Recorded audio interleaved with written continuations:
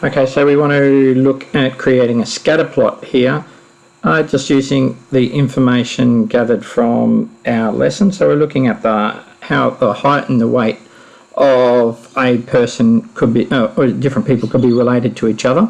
And we've just put this bivariate data together into a spreadsheet.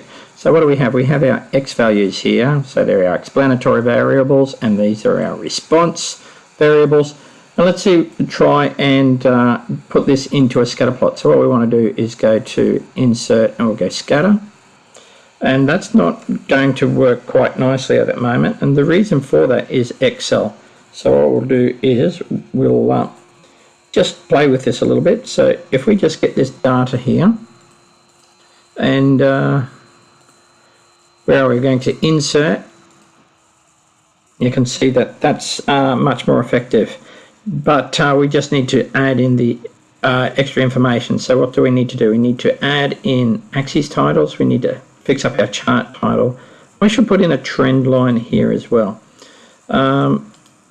We can also format this trend line, and we'll put in our R squared, and that's going to be important later on.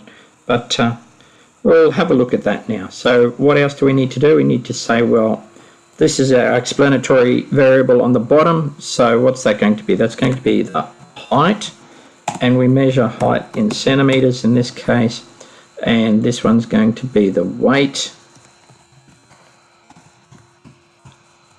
And then what will we do? I would suggest just in your title include both variables. So we could say something like, as people get taller, the heavier they become, something like that.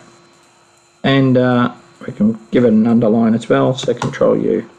And that's constructing a scatter plot using Microsoft Excel.